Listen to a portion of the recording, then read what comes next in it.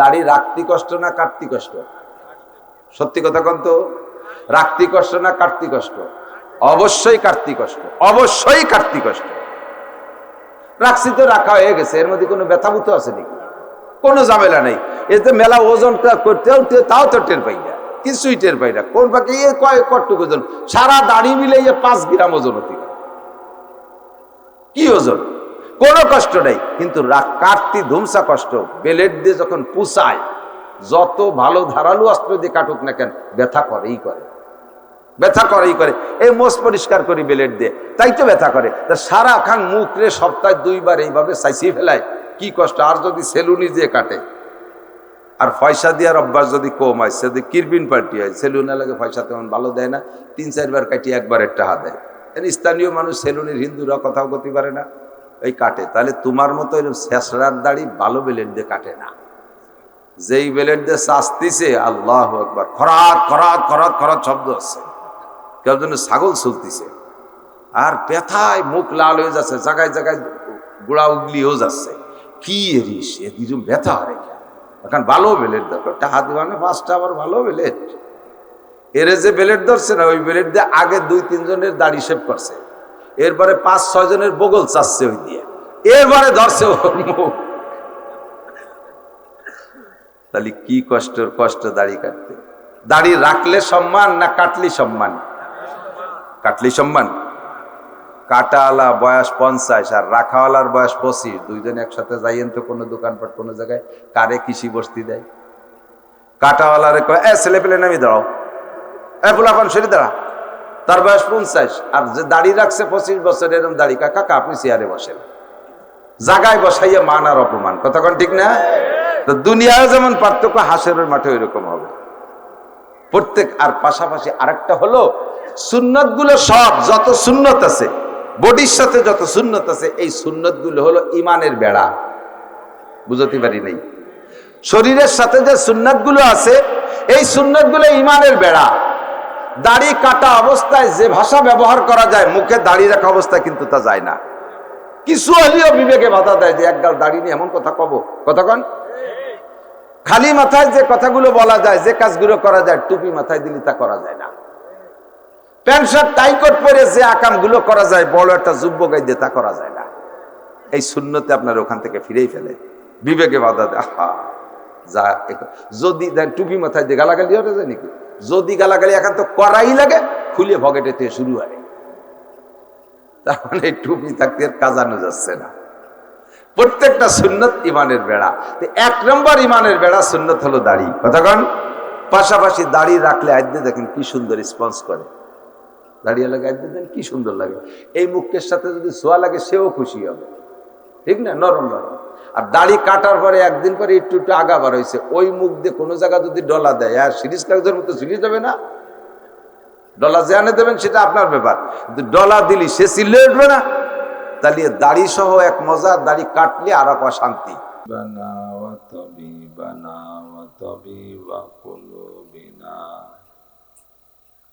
ومولانا محمدا عبد الله ورسوله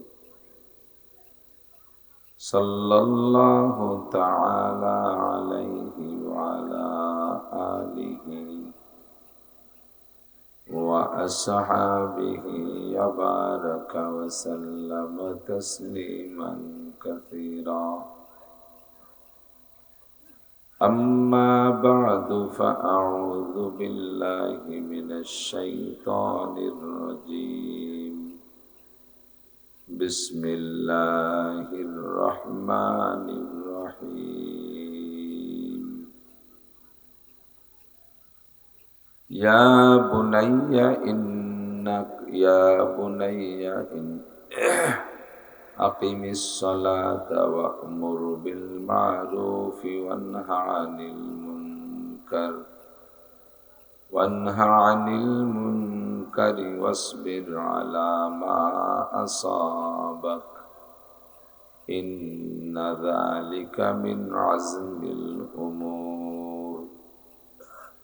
ولا تصعر خدك للناس ولا تمش في الأرض مرحا ইন্নাল্লাহা লা ইউহিব্বু কুল্লা মুখতালিন ফখুর।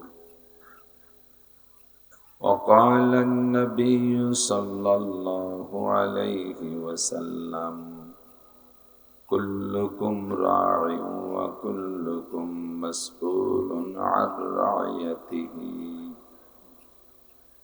ثم قال النبي صلى الله عليه وسلم من ولد له ولد فليحسن اسمه وأدبه فإذا بلغ فليزوجه فإن بلغ ولم يزوجه فأصاب إثما فإثمه على أبيه أو كما قال عليه الصلاة والسلام. سبحانك لا علم لنا إلا ما علمتنا إنك أنت العليم الحكيم.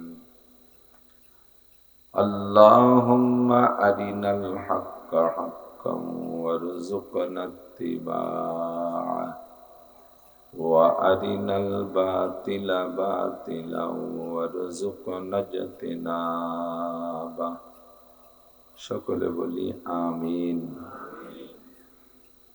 একটু দুরূদ শরীফ পড়ে নিই। আল্লাহুম্মা সাল্লি আলা মুহাম্মাদিন ওয়া আলা আলি মুহাম্মাদ কামা সাল্লাইতা আলা ইব্রাহিম ওয়া আলা আলি ইব্রাহিম ইন্নাকা হামিদুম মাজিদ। اللهم بارك على محمد وعلى آل محمد كما باركت على إبراهيم وعلى آل إبراهيم إنك حميد مجيد. সালতা দক্ষিণ পাড়া জামে মসজিদ ও যুব সমাজ কর্তৃক আয়োজিত আজকের নুরানি কোরআনী মাহফিলের সম্মানিত সভাপতি দাওয়াতি উলামায়ে কিরাম, মসজিদের যোগ্য ইমাম ও খতিব সাহেব, কমিটির সকল সদস্যবৃন্দ, অন্যান্য উলামায়ে কিরাম, আইম্মায়ে মাসাজিদ, প্রাণপ্রিয় দেশবাসী, মাগরিবের পরের সময়টা অত্যন্ত মূল্যবান ও গুরুত্বপূর্ণ সময়। মূল্যবান সময়ের মূল্য দিয়ে, গুরুত্বপূর্ণ সময়ের গুরুত্ব দিয়ে আল্লাহ পাক রব্বুল আলামিন এই অঞ্চলের হাজারো লাখো মানুষের মধ্য থেকে বাছাই ছাঁটাই করে সাময়িক জান্নাতের বাগানে বসার মতো যোগ্য মনে করে আমাদেরকেই পছন্দ করে ডেকে নিয়ে আসছেন। শুকর আদায় করি আলহামদুলিল্লাহ। দ্বীনি মাহফিলগুলোর সম্পর্কে হাদিসে যেটা পাওয়া যায়, কিছুক্ষণের জন্য হুজুর আলাইহিস সালাম এর নাম রেখেছেন রিয়াজুল জান্নাহ। গতকাল হতে পারে এটা খেলার মাঠ ছিল, আগামীকাল হতে পারে এটা মাহফিল শেষে খেলার মাঠ অথবা ক্ষেত খামার, কৃষি ক্ষেত খামার। যতক্ষণ আজকে মাহফিল চলবে অতক্ষণ পর্যন্ত এর নাম রিয়াজুল জান্নাহ, জান্নাতের বাগান। হাদিসে আছে হুজুর বলেন, ইজা মারারতুম বির রিয়াজিল জান্নাহ ফারতাউ, যখন তোমরা জান্নাতের বাগানের পাশ দিয়ে অতিক্রম করবে, কোথাও দেখবে যে এটা জান্নাতের বাগান আর পাশ দিয়ে তোমার চলাচল হচ্ছে, তো চুপ করে বিড়ি খাতি খাতি, বাদাম খাতি খাতি, চানাচুর, পটেটো খাইতে খাইতে আইটি চলে যেও না। ও জায়গা যাইয়ে দুই একটা ফল পাকড়া ছিঁড়িয়ে খাও, ফারতাও। সাহাবাই কিরাম বললেন, হুজুর দুনিয়ায় রিয়াজুল জান্নাহ, জান্নাতের বাগান আবার কোন জায়গা? তো হুজুর বললেন, বিশ্বের যেখানেই হোক হেলাকুজ জিকির, আল্লাহ পাক রব্বুল আলামিনের বড়ত্বের আলোচনা, আল্লাহর নামের জিকির, শরীয়তের মাসআলা মাসাইলের আলোচনা, কোরআনে কারীমের তরজমা তাফসীর হয়, ওটার নামই হলো রিয়াজুল জান্নাহ। ও জায়গার ফল কি কি ছিঁড়ে খাবো আমরা ও জায়গাতে যাওয়ার সময়? ওখানে যদি জিকির হয় সরাসরি লা ইলাহা ইল্লাল্লাহ সুবহানাল্লাহ আলহামদুলিল্লাহ আল্লাহু আকবার, এরকম জিকির হয়, আল্লাহ আল্লাহ জিকির হয়, তাহলে জিকিরে শরীক হয়ে যাবা, ওটাই ও গাছের ফল। যদি কোরআন হাদিসের আলোচনা হয় তাহলে যা আলোচনা হয় সেগুলোই তার ফল। বসে বসে কিছু শুনবা, শোনার মধ্যে লাভ আছে। কি লাভ, কি ফল? ফলটার লাভ কি? হুজুর বলেন মাজলিসু ফিকহিন খায়রুম মিন ইবাদাতি সিত্তিনা সানা। যেখানে শরীয়তের মাসআলা মাসাইলের আলোচনা হয়, ওই জায়গাটা একটা মাসালাও যদি আলোচনা হয়, অনলি একটা মাসালা, তাতে ছোট্ট একটা মাসালাও যদি আলোচনা হয়, এমন ছোট্ট একটা মাসালারও যদি আলোচনার মজলিসে তুমি বসো, ওই মজলিসটার দাম হবে বেরিয়া লাগাতার কাজা করা ছাড়া ধারাবাহিক একটানা 60 বছর নফল নামাজ আর 60 বছর নফল রোজা রাখলে যেই নাকি, একটা মাসালা শুনতে বসলে সেই নাকি, বরঞ্চ ক্ষয়ের তার চেয়েও বেশি। খয়রুম মিন ইবাদ, খয়ের মানে বেশি ভালো। 60 বছর নফল ইবাদত মানে নফল সিয়ামুহা ওয়া কিয়ামুহা, রোজা ও নামাজ একটানা 60 বছর করছেন নাকি কেউ? হ্যাঁ, সারা বছর নফল রোজা রাখছেন একজনও আছি এর মধ্যে? ফরজ রোজা তাই নানান বাহানায় ছাড়িয়ে দিই, আর তো সারা বছর নফল রোজা, ঠিক না? রোজার মাসে যদি পিঁয়াজ উঠোনু বাদে কয়জন রোজা রাখে? ভালো ভালো পাকা কয়জন, তাই কয় যে কয়টা ছুটিয়ে যাক, পরে একসময় রেখে দিবানি। আর একটানা 60 বছর নফল নামাজ নফল রোজা কি যাইতেই কথা, কাজা কাফারা বাদে। তার চেয়েও বেশি নেকি একটা মাসালা শুনলে এবং শিখলে। বলবেন সুবহানাল্লাহ। আল্লাহ, এলো শুধু মশলাটা শুনলে এবং শিখলে, আমলেরটা কিন্তু বাকি রয়েছে। এবার ওই মশালাটার পর আমল করলে আলাদা লাভ। শুনলে শিখলে এখান থেকে শুনে বুঝে শিখে নেবেন। শুধু শিখার বেনিফিট হলো 60 বছর নফল নামাজ ও রোজার চেয়ে বেশি দাম। আর আমল করলে যদি মাসআলাটা কমপক্ষে সুন্নত হয়, একটা সুন্নত, যেমন আমি বলে দিই, একটা দুলে কিছু শর্টে কিছু ইনকাম হয়ে যাক না, কি বলেন? আল্লাহ, 5 ওয়াক্ত ফরজ নামাজের আগে যে অজু বানান, এই অজুর সময় যদি মেসক পকেটে থাকে বা অজুর স্থানে মেসক থাকে, আছে নি? এই মেসক যদি পকেটে থাকে, $1 দেন, $3, এর পাশে তো পাশে $3, তাহলে আপনি এই মেসক করে অজু বানানোর কারণে আপনার ওই ওক্তের নামাজ পড়বেন 1 ওক্ত, নেকি দেওয়া হবে 70 ওক্তের। মশালাটা শিখছেন না? এবার আমল করলে একটা সুন্নতের 70 ওয়াক্ত নামাজের নেকি পেয়ে গেলেন বেশি। পাশাপাশি মেসক করা সুন্নত, এই সুন্নত এখন বিলুপ্তির পথে।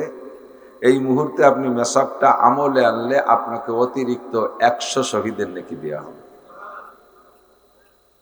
বুঝিয়ে আসে না, এই জিনিস বুঝিয়ে আসে না। যদি কত যে একবার মেসাক করলে 2টি গোপাল বিড়ি দেবে, তাহলে সবাই সুবহানাল্লাহ আলহামদুলিল্লাহ কইলা পাই, 2 বিড়ির কি একটু দাম, একটা সিগারেট দেবে, এই কলি করে সবাই খাচ্ছে। 100 শহীদ, বাংলাদেশি শহীদ না, আবার জামনে আছেন তা না। বাংলাদেশে তো কত পদের শহীদ, শহীদ হরিপদ বাংলাদেশে আছে, আমি দেখছি শহীদ হরিপদ। ওই সময় বলে তারা শহীদ হয়েছে হরিপদ হিন্দু, সে বলে শহীদ হয়েছে, এরকম শহীদ না। হুজুর কয় আমার আজকে শরীর ভীষণ খারাপ। হুজুর কয় আমার শরীর খারাপ না, আমি কইতেছি আমার শরীর খারাপ, খুব বেশি খারাপ। অন্য কেউ হলে আমার বিশ্বাস আসতো না, খুব বেশি খারাপ। ওয়াদা করলে সাধ্য অনুযায়ী প্রতিজ্ঞা করেছি জীবনে যাওয়া সম্ভব হওয়া পর্যন্ত আমি মিস করব না, তাই আমি আসছি। এর চাইতে বেশি জোরে সোরে বলার শক্তি আমার আজকে নাই। আপনারা বলবেন আমাদের দিনই রোগ হয়ে গেল, অসুখ হয়ে গেল। আপনি আগামীকাল ভালো থাকবেন, সুস্থ থাকবেন, একজন মানুষও বলতে পারবেন? যত ডাক্তাররা আছে, ডাক্তাররা রোগী চিকিৎসা করে, ডাক্তাররা রোগী চিকিৎসা করে। তো রোগী যতদিন ডাক্তারের কাছে আসা যাওয়া করবে অতদিন বেশি পয়সা পাবে না? মেলাদিন বলতো ঘুরতি পারলি পয়সা মেলাদিন পাবে। তো রোগী দিয়ে ডাক্তাররা পয়সা কামাই করে ঠিক, কিন্তু প্রত্যেক ডাক্তার আমার বিশ্বাস সে রোগীরে ঔষধ দিয়ে মনে মনে আল্লাহর কাছে দোয়া করে, আল্লাহ আমার রোগীটা যেন ভালো হয়ে যায়। কোনো ডাক্তারই রোগীরে জিয়েই রাখতে চায় না, যত দ্রুত ভালো করা যায় এই চেষ্টাই করে, অনেকদিন ঘুরানোর চেষ্টা করে না। রোগীরা যদি ডাক্তারের চিকিৎসায় সুস্থ হয়ে যায়, রোগী যত খুশি হয়, রিপোর্টটা ডাক্তারের কানে আসলে ডাক্তার তার চেয়ে বেশি খুশি হয়, এবং ওইটাই সে নমুনা বানায়, ওইটাকে স্যাম্পল বানায় যে দেখো অমুক আমার কাছে সে সুস্থ হয়ে গেছে, অমুক আমার কাছ থেকে সুস্থ হয়ে গেছে, অমুক 2 দিনই চিকিৎসা হয়েছে, এগুলো তার ক্রেডিট বাড়ায়। যেমন ডাক্তাররা রোগী চিকিৎসা করে পয়সা পায়, সাথে সাথে দোয়া করে আমার রোগী যেন সুস্থ হয়ে যায়। আমরাও যেদিন দাওয়াত রাখি সেদিন থেকে নিয়ত করি, দোয়া করি খুব, যে আল্লাহ ওই মাহফিলটা যেন ভালো ভালোই মতো হয়, ঝড় বৃষ্টি বিভিন্ন কারণে যেন নষ্ট হয়ে না যায়, আমিও যেন সেখানে যথাসময়ে উপস্থিত হতে পারি এবং সুস্থভাবে তোমার বান্দাদের কিছু হিদায়তি কথা আমি শুনাইতে পারি। আপনাদের চাইতে আমরা দোয়া কম করি না, কিন্তু অমা তাদরি নাফসুম বিআইয়ি আরদিন তামুত অমা তাদরি নাফসুম মাজা তাকসিবু গাদা। কয়েকটা বিষয় তো আমাদেরকে অ্যাডভান্স জানার ক্ষমতা আল্লাহ দেয়নি। 5টা। কয়টা? 1 নম্বরে কিয়ামত কবে হবে এটা কেউ বলতে পারবে না। 2 নম্বরে ওয়াইনাজিলুল গাইস, কোন মেঘে বৃষ্টি নামবে এটা কেউ করতে পারবে না। 3 নম্বরে ওয়াইনাজিল ওয়ায়ালামু মা ফিল আরহাম, কোন নারীর পেটে কয়টা সন্তান আছে, কি হবে কি হবে না বাচ্চা পেটে আসার আগে কোনো দুনিয়ার মানুষ, ডাক্তার, ইঞ্জিনিয়াররা বলতে পারবে না। 3 নম্বরে অমা তাদরি নাফসুম মাজা তাকসিবু গাদা, আগামীকাল কে কি ইনকাম করবেন, একটু পরে কে কি খাইবেন ইনকাম করবেন এটা কেউ বলতে পারবেন না। 5 নম্বর অমা তাদরি নাফসুম বিআইয়ি আরদিন তামুত, কে কতক্ষণ সুস্থ থাকবেন আর অসুস্থ থাকবেন, কোথায় যে মরবেন এটা কেউ কইতে পারবেন না। যার যেখানে মরণ আছে তাকে সেখানে যেতেই হবে। আমি যতক্ষণ আল্লাহর পক্ষ থেকে বরাদ্দ আছে সুস্থ থাকার অতক্ষণ থাকবো। রোগ আল্লাহ পাকই দেয়, যখন দিয়ে বসে এটা তো আর আমার সাধ্যের ভিতরে না। তো আল্লাহ পাক রব্বুল আলামিন যতটুকু ভালো রেখেছে তার শক্তিতেই আসছি এখানে, যতটুকু পারি অতটুকু বলবো। নবী আলাইহিস সালাতু ওয়াস সালাম বলেন, মনে আছে নাকি, আল্লাহ একটা সুন্নতের পর মান তামাসসাকা বিসুন্নতি ইনদা ফাসাদে উম্মতি ফালাহু আজরু মিয়াতি শাহীদ, যে সময় সুন্নতগুলো বিলুপ্ত হতে থাকবে উম্মতের অলসতার কারণে, সুন্নত বিলুপ্ত হতে থাকবে, মুসলমানদের ভিতর থেকে সুন্নত বিলুপ্ত হয়ে যাচ্ছে 2টা কারণে। কয়টা কারণ? 2টা। একটু কথা নষ্ট করি, কয়টা কারণ? 2 কারণে আমাদের থেকে সুন্নত বিলুপ্ত পর্যন্ত সুন্নতগুলো হারাই যাচ্ছে, সুন্নত আমলে থাকতেছে না। যেমন মুরব্বীরা সাক্ষী দেন, এদিক তাকান, আগে বিয়ে উপলক্ষে যদি মেয়ে দেখতে যাইতেন তাহলে মেয়ের কি কি দেখতেন কন্ত? ছেলেতে মেয়ে দেখবে, চেহারা দেখবে, চুল দেখবে, তার হাত পা দেখবে ইত্যাদি অঙ্গ যতটুকু দেখা সম্ভব ততটুকু দেখবে। বাকি আরো কিছু দেখার ছিল, সেটা হলো মেয়ের হাতের কোনো সেলাই আছে নাকি। 1 নম্বরে দস্তারখান, মুরব্বীরা কথা বলেন, হাতের সেলাই দস্তারখানা দেখতেন না আগে। তারপরে বালিশের গিলাপ, এগুলো হাতের সেলাই। এরপরে কোরআন শরীফ পড়তে পারে কিনা, সেটা তো সেই সময় এই জাতীয় ইন্টারভিউ হতো। এখন সেইগুলো, সেই দস্তারখান মহিলারা হাতে সেলাই করা বাদ দিয়েছে, এখন সব পলিথিনের দিক চলে গেছে। পলিথিন কেউ কেনে কেউ কেনে না, কোনো বাড়ি এই দস্তারখান, এই খান সাপের কোনো খবরই নেই। হুজুর রাজে যদি বিরক্ত রে জমিয়া দস্তারখান ছাড়া খাবো না, যদি একখান গামছা বিছিয়ে দেয়। আর গামছার যে অবস্থা তা তো মাঝে মাঝে কইয়ে তাই, গামছা একখান বিছিয়ে দিয়েছে কিনা যেন, তার আগে গামছা যে নাক মুছে পাহা গিয়ে শিয়েন তাই খালি তাই বিছিয়ে দিয়েছে, তারপর তুই ভাত খাতে হবে। এর অ্যাক্সিডেন্টে আমি 2-3 বার পড়ছি। রাত্রে অজু বানাইছি, তালবি আলিম গামছা একখানা এনে দিয়েছে, মুখ মুছছি, অন্ধকারে মুখ ডলা দিছি, তো পানি মুছলি শুয়ে যাবে না, তা না শুয়ে কিরিমির মতো তেল তিলে যাচ্ছে। ঘটনা কি, লাইট জ্বালাই দিয়ে যে কিনা যেন শিয়ে মুছে ঠিক গেছে, সারা মুখ মালিশ হয়ে গেছে। তারপরে থেকে গামছা সাথেই রাখি। মক্কা মদিনা বিমানের কোন জায়গায় আমি গামছা তুই নাকি, বিমানের ক্রু যারা, স্টাফ যারা, তারা হাসে, হুজুর গামছা সব জায়গায় গামছা। আমি আমার লাগলে তুমি দিবা না, কোন জায়গায় একটু টিস্যু দিবা না, ওই দিয়ে একবার নাক মুসলি শেষ আসে, কোন কি আর বানিয়ে কাজে আমার গামছা আমার কাছে থাকে। এই গামছা দস্তারখান হতে পারে না, কিন্তু এই সুন্নতটা বিলুপ্ত হয়ে যাচ্ছে। ঠিক কি ঠিক না? সুন্নত এটা কি কারণে? অলসতার কারণে, মুসলমানদের অলসতা। আর আরেকটা হলো অমুসলমানদের অপষড়যন্ত্র। একটু খেয়াল করেন, আমি খুব অসুস্থ, আমার সাথে একটু সহযোগিতা, ধৈর্যের সহযোগিতা একটু করতে হবে নিরিবিলি। অমুসলমানদের অপষড়যন্ত্রের কারণে সুন্নতগুলো সরে চলে যাচ্ছে। তারা বিভিন্ন কৌশলে আমাদের থেকে এই সুন্নতকে সরাই দিয়ে অপসুন্নত ঢুকানোর চেষ্টা করতেছে। মেসক ছিল সুন্নাত, এইটাকে পকেটের থেকে বের করে ফেলাই দেওয়ার জন্য, মেসকের ফজিলত যাতে না নিতে পারি এজন্য তার এগেনস্টে পেস্ট আর বিরাস আবিষ্কার করে দিয়েছে। আর কততেই পেস্ট বিরাস ব্যবহার করবা না, এর জন্য ইউটিউব, টেলিভিশন ইত্যাদি ইত্যাদি মিডিয়ায় এমন সুন্দর করে অ্যাড দেয়, জাকানাকা সুন্দরী সেমলিকে দিয়ে দাঁত বারোইয়ে ভেক্সি দিয়ে পড়ে কোলো জাপ করে শীতে পারে, ও দেখে বুড়ো গুলো সবাই রাত্তা কালায় যায়, তাহলে এই পেস্ট আর বিরাশি কিনতে হবে। সুন্দর করে পেস্ট বিরাসের অ্যাড দিয়ে পকেট থেকে মেসকের সুন্নতটা তাড়াই দিছে। সত্যি না মিথ্যা? এখন এই জায়গা যদি আমি মেসকের ইন্টারভিউ নেই, বহুত মৌলবীরাও ফেল করবে। কয়জনের পকেটে মেসক আছে? কয়জন হুজুর সবসময় কি সাথে আজানে যে জায়গা উজু বানাই সেই জায়গা থাকে, তাহলে তো এখন আজান দিলে সে বাড়ি যেয়ে উজু বানায় আসতে হবে। যেখানে মেসাক আছে সেই জায়গা যেখানে সে উজু করতে হবে, মেসাকটা পকেটে থাকবে। অত বড় একখান মেসাক এই পকেটে রাখা যায় নাকি? এত বড় মেসাক পকেটে রাখা যায় না। তুমি এই দেড়াতে একটা মোবাইল খুশি রাখো কি এই পকেটে? মোবাইল পকেটে রাখলে 100 শহীদের সব না? কথা কয়টা? মোবাইল পকেটে থাকলে 100 শহীদের সব। ঠিক আছে, মোবাইল প্রয়োজন রাখলেন, কিন্তু এত বড় একটা ব্যানসন সিগারেটের প্যাকেট ডুহতি পকেটে জায়গা হলো, একটু একখান মেসাক তো জায়গা হয় না। আবার সিগারেট খাওয়ার জন্য গ্যাস লাইটারটা তার মধ্যে ঢুকোই নেছেন, তো তার ফাঁকে একটু টিস্যু পেপার রাখা যায় না? এগুলো সম্পূর্ণ আমাদের অলসতা। হুজুর বলেন, মান তামাসসাকা বিসুন্নতি ইনদা ফাসাদে উম্মতি ফালাহু আজরু মিয়াতি শাহীদ। এরকম করে হাজারো সুন্নত আমাদের থেকে বিলুপ্ত হয়ে যাচ্ছে। যুবকরা মসজিদে নামাজ পড়ে, ভালোই নামাজ পড়ে, নিয়মিত নামাজ পড়ে, কলেজ স্টুডেন্ট অথবা চাকরিজীবী নামাজ পড়ে, কিন্তু নামাজটা পড়ে মাথায় টুপি নেই। টুপি কয় যে টুপি কি নামাজের কিছু নাকি? নামাজের ফরজ 13টি, নামাজের ওয়াজিব 14টি, নামাজের সুন্নত 28টি, এই কয় মশলার মধ্যে তো টুপি নাই, তা টুপি মাথায় দেবো কেন? আল্লাহু আকবার। এই কইয়া কইয়া টুপির থেকে বঞ্চিত, টুপিকে সরাই দিচ্ছে।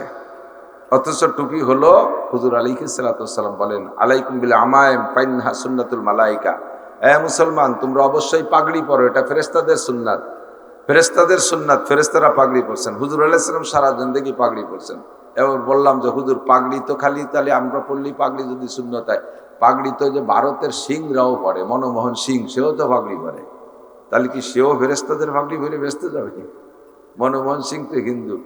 হুজুর কয় তাদের পাগড়ি আর আমাদের পাগড়ির মধ্যে পার্থক্য হলো, তাদের পাগড়ি খালি মাথায় আর আমাদের পাগড়ি টুপির উপরে। আমাদের পাগড়ি টুপির উপরে, এই জায়গা পার্থক্য করো। খালি বল ইহুদ আর নাসার। হুজুর বলেন ইহুদ নাসারাদের সাথে সব আমলে বিরোধ করে চলবা। যে আমলটা ইহুদ নাসারাদের সাথে মিলে যাচ্ছে, ওই আমলের ভিতরে কিছু হলেও পার্থক্য করে দাও, কিছু হলেও পার্থক্য। পাগড়ি হিন্দুরা পরে, শিখরা পরে, বাস তুমিও পাগড়ি পরার কথা তোমাকে বললাম, পার্থক্য করো। তারা টুপি সহ, তারা টুপি বাদে শুধু পাগড়ি পরে, আর মুসলমানের পাগড়ি হবে টুপি সহ। ইহুদিরা তারা মুহররমের 10 তারিখে রোজা রাখে, ইহুদিরা মুহররমের 10 তারিখে রোজা রাখে। আমাদেরকেও হুজুর বলছেন তোমরাও মুহররমের 10 তারিখে রোজা রাখবা, তাহলে তাদের সাথে মিলে যায়। কাজে হুজুর বলেন তারা 10 তারিখে একটা রাখে, তোমরা আগে একটা অথবা পরে একটা মিলে দুটিয়ে রাখে, কিছু হলেও পার্থক্য করে গেল। কাজেই আমাদের টুপি এটা সুন্নাত, টুপি সুন্নাতে মুআক্কাদা, টুপি নামাজের সুন্নাত না, পোশাক না। টুপি হলো ইউনিফর্ম, মুসলিম ইউনিফর্ম। সবসময় যেমন পাজামা পরেন, জামা পরেন, লুঙ্গি পরেন, এই সুন্নাতগুলো যেমন পোশাকের সুন্নাত, টুপিও মুসলমানের পোশাকের সুন্নাত। বিশেষ এমার্জেন্সি সমস্যার কারণে বোঝা বিলিয়ে বওয়ার সময় টুপি মাথায় থাকলে করা হয় না, সে সময় খুলে পকেটে থন, কিন্তু বাকি বোঝা নামানোর পরে টুপি পরেন। এই যে অলসতা আর অবরুক্ষেপ, অবজ্ঞা, এর কারণে সুন্নত মিটে যাচ্ছে। এই সময় যদি আপনি সুন্নতের বার আমল করেন, 100 শহীদের সবার একবার কইটু সুবহানাল্লাহ।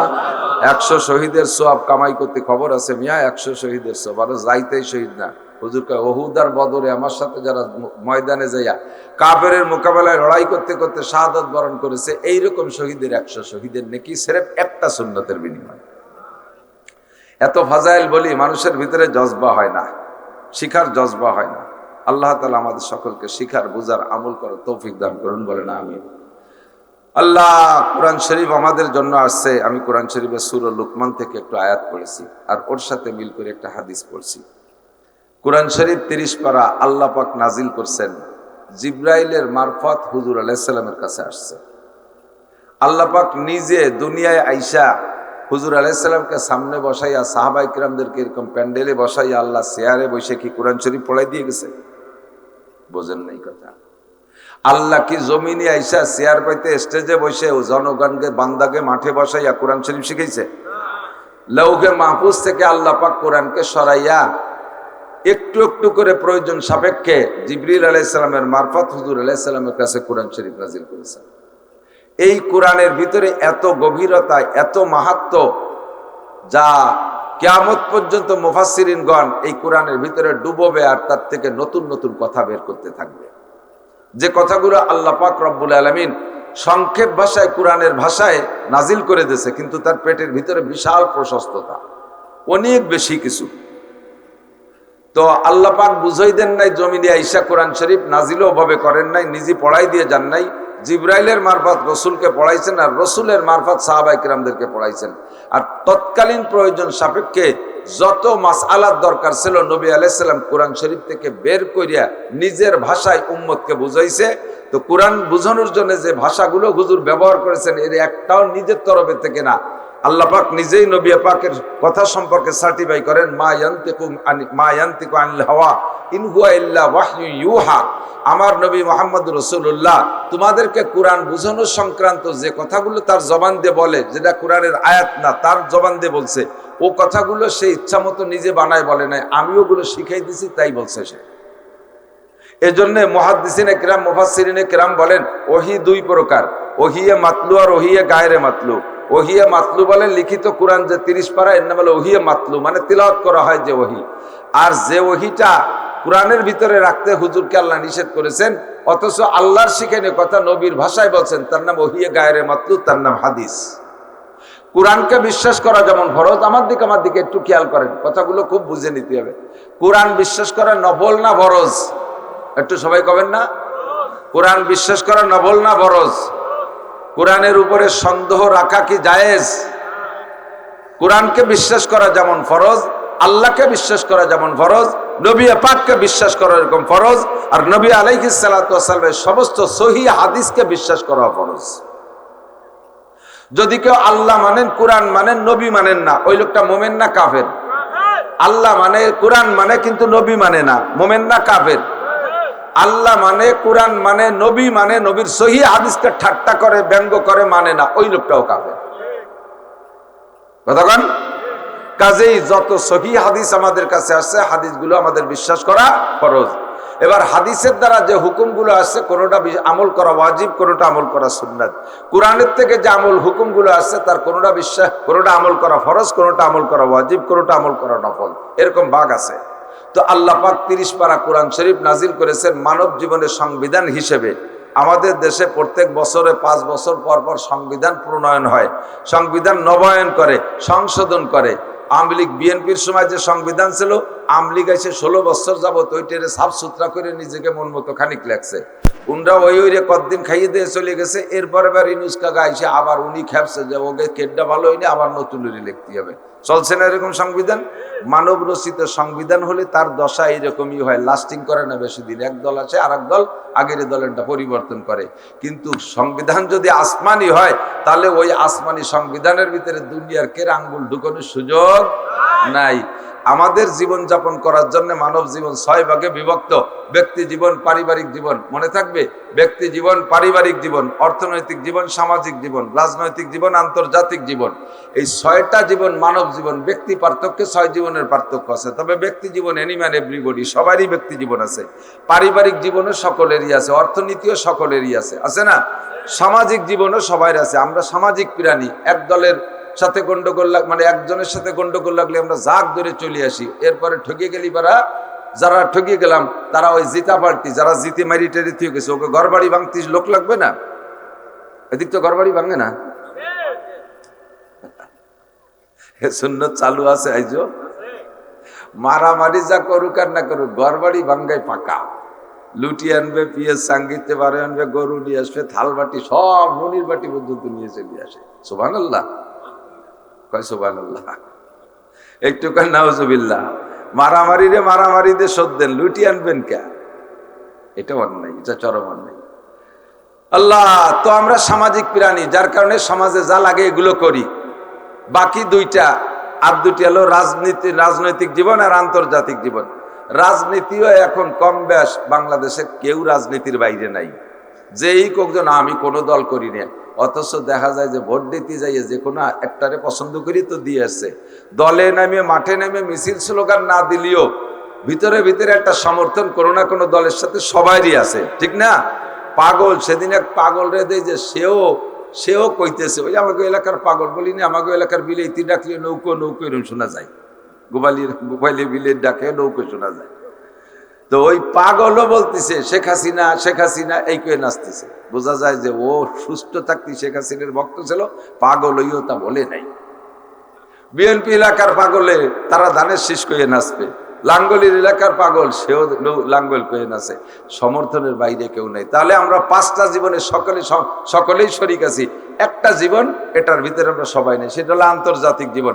আন্তর্জাতিক মানের একটা সমাজ আছে না আন্তর্জাতিক, যেমন এই যে কাতারে গাজা যুদ্ধ সমাধানের জন্য বসছে, ও জায়গা কি সবাই আমাকে ডক্টর ইউনূস সাহেবরে ডাকছে? এনারে ডাকে নাই, নরেন্দ্র মোদীর ডাকে নাই। এরকম শত শত রাজা বাচ্চা প্রেসিডেন্ট বাদ পড়ে গেছে, মাত্র 24-26 জনে বসে একটা সমাধান করছে। এরপরে আর একটু বড় হলে আরো একটা বড় সমাজ আছে। এরপরে জাতিসংঘের মিটিং যখন হয়েছে কিছুদিন আগে, সে সময় সারা পৃথিবীর প্রেসিডেন্টরা ডাক পাইছে, আমাদের এলাকার লালটু বল্টু জুয়েল টুয়েল টুলু লুলু ডলি বলি জরিনে সকিনে কালেক মোল্লা মালেক মোল্লা, এরা কি ডাক পাইছে? ও জায়গা নিয়ে কি আপনারা একটু ভাবছেন কোয়ানে কি হয়ে যাচ্ছে? ও জানিও না চিনিও না, ঠিক না? তো আন্তর্জাতিক জীবনে আন্তর্জাতিক সাইজের মানুষ। তবে এই 6টা জীবন পরিচালনার জন্য আমাকে আপনাকে নতুন করে সংবিধান প্রণয়ন করা লাগবে না। আল্লাহ কামুল হাকিমিন আমাদের এই 6 জীবনকে সুন্দর করে গড়ে আমি আপনি জান্নাতি মানুষের দুনিয়া থেকে সার্টিফিকেট নিয়ে আখেরাতের দিকে যাতে রওনা দিতে পারি। রাস্তায় কেউ আমারে ঠেকাইতে পারবে না, কবরে আমারে আটকাইতে পারবে না, এবং আমার জানটা কবজা করার জন্য কোনো জাহান্নামের ফেরেশতা আযাবের ফেরেশতা আসবে না, শয়তান আমারে ধোঁকা দিতে পারবে না। ওই সময় আমার জন্য, আমার জানটা কবজা করার জন্য আল্লাহ পাক 500 ফেরেশতা পাঠায় দিবে আমার জানটাকে ইস্তেকবাল আর অভ্যর্থনা জানানোর জন্য। একটু বলেন না সুবহানাল্লাহ। এমন সুন্দর একটা মরণ পাইতে হলে, এমন আখিরাতের দিকে সুন্দর একটা যানবাহনে রওনা দিতে হলে যেই টিকিট লাগবে, ওই টিকিট সংগ্রহ করার জায়গা একমাত্র আল কোরআন। সবাই ঠিক বললেন না? মনে হয় দ্বিমত আছেন কেউ? বাংলাদেশের সংবিধান নিয়ে গেলে হবে না? কবরে যাওয়ার পরে যদি জিজ্ঞেস করবে মার রব্বুকা, সে সময় যদি ডক্টর ইউনূস, পাশা সাল সামলা থাকবে না রে, দুদু বাড়ির ঠেলায়। সে সময় যদি কন মার রব্বুকা, তোমার রবকে, বঙ্গবন্ধু শেখ মুজিবুর রহমান, প্রেসিডেন্ট জিয়াউর রহমান, লাঙ্গলির ইরশাদ কাকা, এ যদি কন, তাহলে কি মারির অভাব হবে? ওই সময় একটা জবই দিতে হবে। বলেন কি? রব্বি আল্লাহ। একটু কন কি আল্লাহ? রব্বি আল্লাহ। বলেন না সবাই রব্বি আল্লাহ? রব্বি আল্লাহ বলছেন, ওই একটা অক্ষর মন থাকো না কবরে গেলি, আরবি ভাষা হয়ে যাবে সবাই, ও দিন আল ইসলাম। ইতিমধ্যে দুইটার জবাব যখন দিতে পারছেন, আপনার সামনে দিয়ে একটা ছবি নেওয়া হবে, অথবা রওজা পাক পর্যন্ত আপনার কবরের থেকে একটা দরজা খুলে দেওয়া হবে, আপনি নবিয়া পাককে ওই কবরে বসে দেখতে পারবেন। সুবহানাল্লাহ। ফেরেশতারা বলবে ওমান হাদার রাজুলুল্লাযী বুইসা ফিকুম, এই লোকটারে তোমাদের মাঝে পাঠানো হয়েছিল, পরিচয় আছে, চেনো? দেখার সাথে সাথে আপনি যদি উম্মতে রসুল হয়ে থাকেন, রসুল আশেকে রসুল হান, সুন্নতের পাবন্দি দুনিয়ায় করে থাকেন, তখন আপনার ভিতর থেকে বলবেন হাজা সাইয়্যিদি ওয়া হাজা নবিয়্যি ওয়া হাজা রসুলি। এই ফেরেশতারা ছাড়ো, আমার নবীর আশেক ছিলাম আমি। 1400 বছর পরে আমার জন্ম হয়েছে ফরিদপুরের সালতায়, আমি ওই জায়গা বলছে নবীরে কোনোদিন দেখতে পারিনি। এই যে আমার সেই নবীর যে সামাইল পড়েছি, নবীর চুল এরকম ছিল, নাকটা এরকম ছিল, কানটা এরকম ছিল, চেহারা এরকম ছিল, হাত এরকম ছিল, বক্ষ বডি এরকম ছিল, এই তো সেই নবী দেখতেছি, আমার নবীর সাথে আমার সাক্ষাৎ করতে দাও। হাজা নবী আবি মুহাম্মাদিন নবিয়ান সাল্লাল্লাহু আলাইহি ওয়াসাল্লাম। আমি এই নবীর উপরে দুনিয়ায় সন্তুষ্ট ছিলাম। আমার নবীকে নিয়ে ব্যঙ্গ করছে, তার জন্য আমি জীবন দিতে প্রস্তুত ছিলাম। আমার নবী নবীর সুন্নত নিয়ে ঠাট্টা করছে, তার সাথে আমি কিলি ঘুষি মারামারি বাধাই আইছি বহুত। আমার নবীর সুন্নতকে মিটাই দেওয়ার চেষ্টা করছে, সে সময় আমি জিহাদের ডাক দিয়েছি, এই যে আমার সেই নবী। বলার সাথে সাথে আর সে আজিমের মালিক বলবে আলবিসুহু মিনাল জান্নাহ, আমার বান্দারে তিনটে প্রশ্ন করছে, জবাব সহি পাইছো ফেরেশতারা? জি আল্লাহ, একেবারে সব মিয়া 100 জবাব দিছে। তাহলে প্রথম প্রশ্নের জবাবের পুরস্কারে আমার বান্দার গায়ে জান্নাতের পোশাক পরাই দাও। আলবিসুহু মিনাল জান্নাহ। না, মোহাব্বত নাই। দুনিয়ার প্যান্ট শার্টের দাম বেশি না জান্নাতের পোশাকের দাম বেশি? কবরে যে যদি ফার্স্ট চান্সেই জান্নাতের পোশাক পান, আরে ভাই জান্নাতের পোশাকের ফজিলত কি শুনবেন? জান্নাতের পোশাক একবার যারে পরানো হবে কোনোদিন তাতে খোলা হবে না। খোলা হবে না মানে ওটা পুরনো হবে না, ছেড়বেও না। তাহলে নতুন জামা পরবো কবে? একটাই যদি জীবন ভরে পরে তাই আপনার রুচি বদলের জন্য হাজার লাখ পোশাক পাবেন, সেটা ঠিক আছে। এর মানে অর্থ হলো যে জান্নাতের পোশাক একবার পরাই দিলি খুলে ফিরে আবার জাহান্নামের পোশাক পরাবে, এইটা না। কথা বোঝা গেছে না? একবার যদি আপনারা চেয়ারে বসায় দেয় তাহলে আর কোনোদিন নামানো হবে না। তার মানে কি চেয়ারে বসে আঁকবে মত ঘুমোবে সব এই জায়গা? তার মানে ক্ষমতাটা চিরকাল থাকবে, এর অর্থ হলো এইটা, ঠিক না?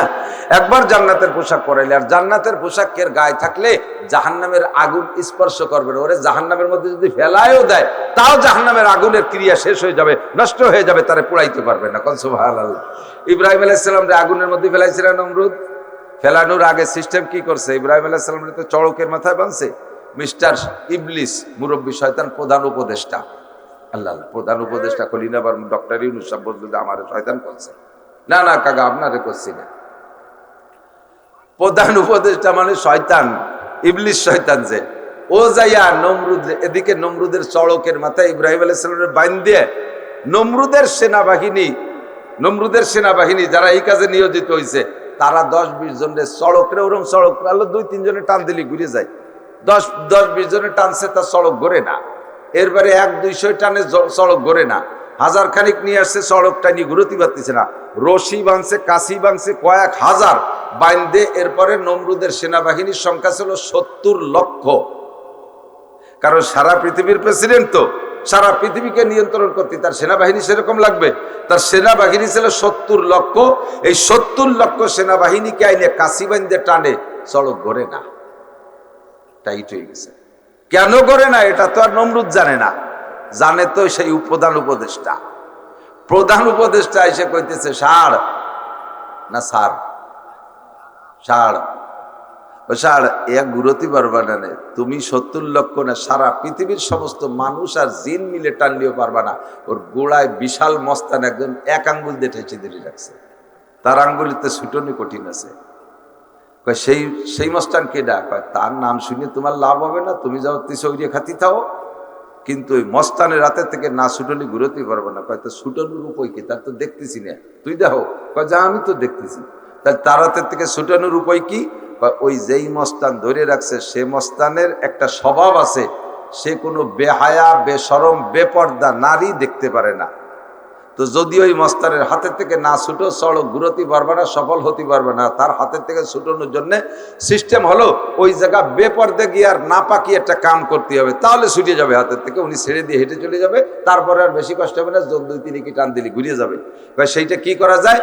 তোমার উম্মতের মধ্য থেকে 40 জন যুবতী আর 40 জন যুবক, এদেরকে সম্পূর্ণ উলাঙ্গা করে, বেহায়া করে, মানে বেশরমি কাজ, তাদের ব্যভিচারে ওই জায়গা লাগাই দিতে হবে।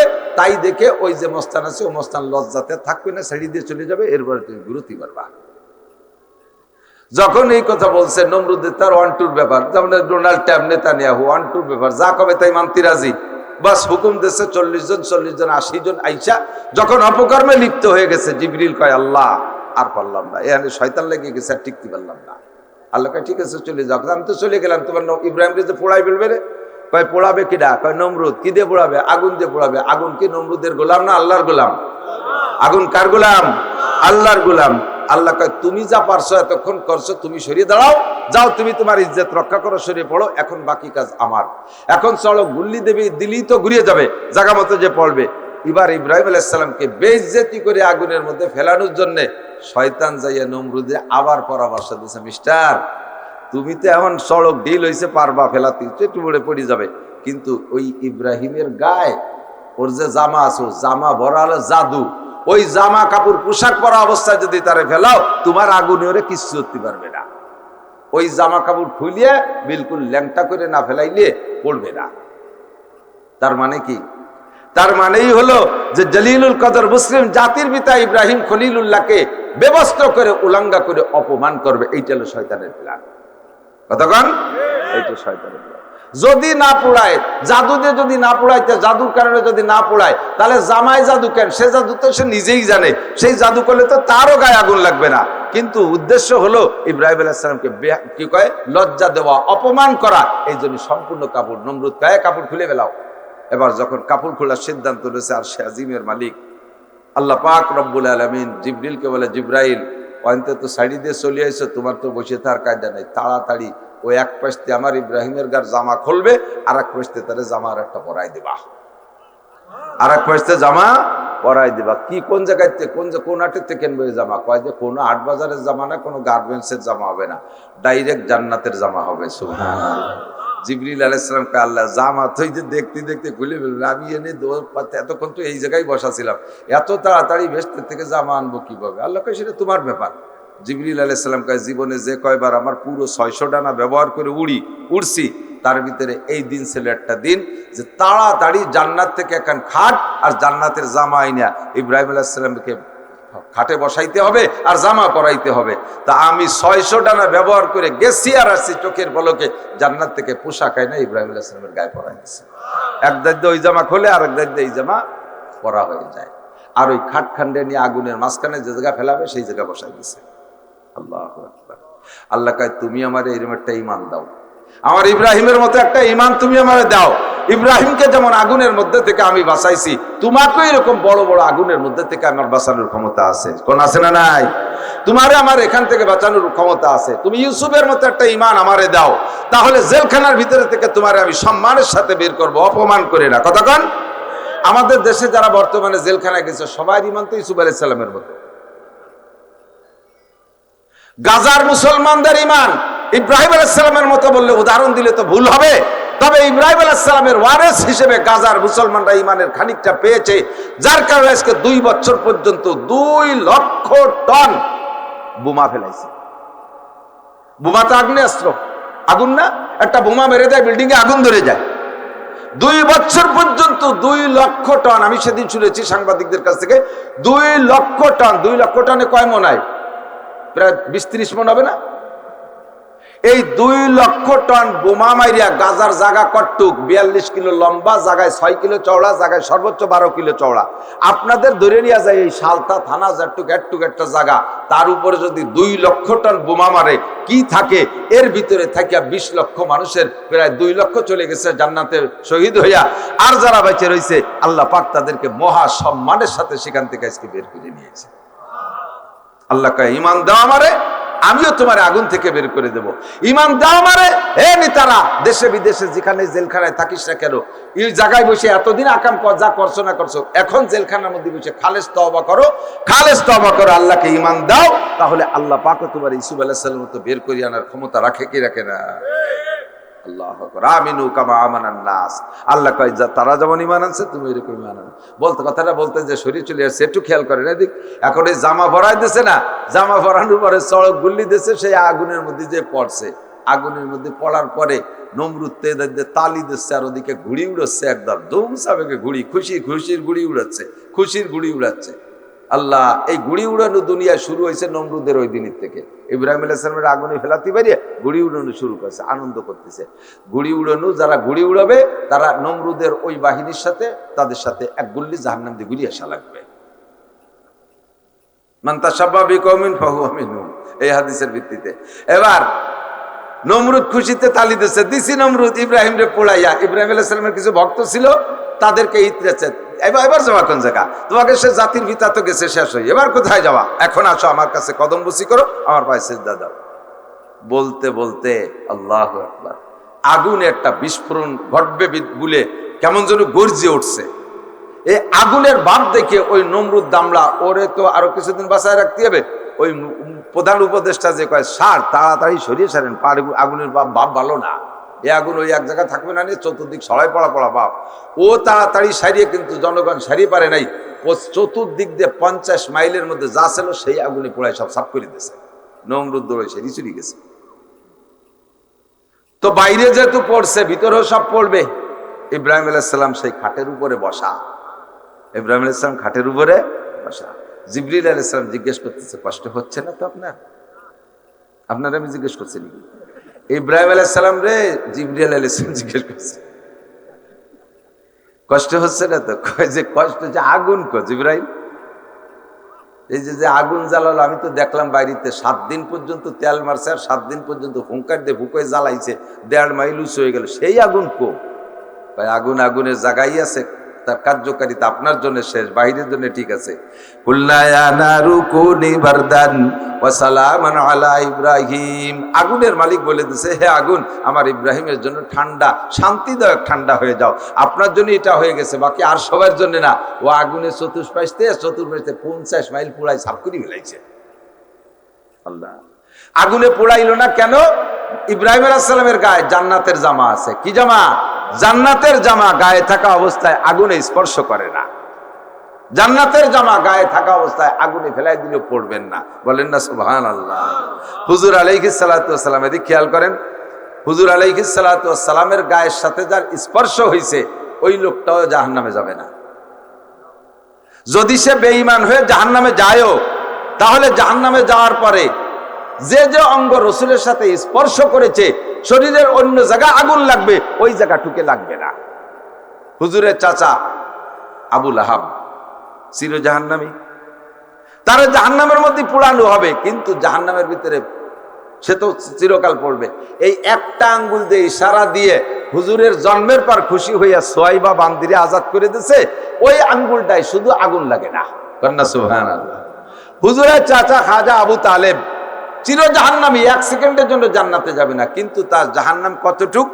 সারাগার কোনো জায়গা আগুন লাগবে না, শুধু 2 পায়ে 2টা আগুনের জুতো থাকবে, তাতেই মাথার মগজ টকবক করতে থাকবে।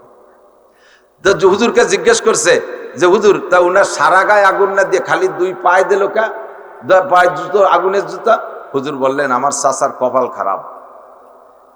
আমার চাচা যদি কোনোদিন রাগ করেও পাও দিয়ে আমার গায়ে একটু স্পর্শ করতো, তাহলে পায়েও আগুনের জুতো পরানো হতো না। আমার চাচা আমারে মাথায় করছে, আমার ছোঁয়া মাথায় লাগছে, বিদ্যায় মাথায় আগুন লাগবে না। আমার চাচা আমারে বুকের মধ্যে, কোলের মধ্যে করে বসে থাকতো, এই জন্য এই সাইডে আগুন লাগবে না। মাঝে মাঝে আমি চাচার পিঠি উঠতাম, আমি চাচারে ঘোড়া বাড়াইতাম, চাচার পিঠির সাথে ট্যাক লাগাই বসতাম, এই জন্য ওই পাশ লাগবে না। রানের পর বসতাম, রানের উপরে আমাকে কোলে করে রাখতেন, এই জন্য রানে লাগবে না। কখনো আমার চাচা পা আমার গায়ে স্পর্শ করে নাই। যদি ভুল করে মেরে দিন রাগ করি আমার একটা পাও মারিয়ে দিত, তাহলে ওর ছিলে আমার চাচার পাও জাহান্নামের আগুন থেকে বেঁচে যায়। সিদ্দিকা আয়েশা রাদিয়াল্লাহু তাআলা একদিন, সম্ভবত আয়েশা অথবা ফাতেমা, এই 2 জনের একজন হবে, আমি এই জায়গায় তারাদ্দুদের মধ্যে আছি।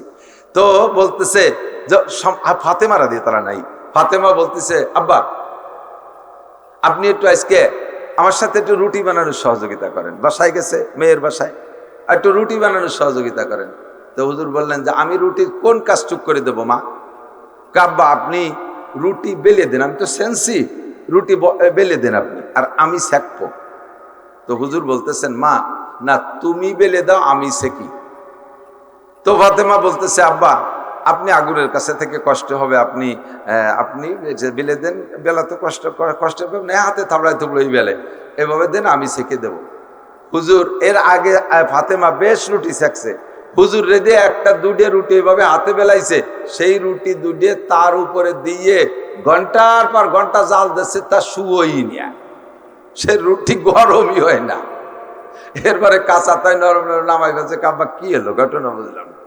মা মুহাম্মদুর রাসূলুল্লাহর সাথে যার ছোঁয়া লাগে, সে দুনিয়ার আগুনেও হিট হয় না, দুনিয়ার আগুনেও পড়ে না, সে আখিরাতের আগুনে পড়বে না।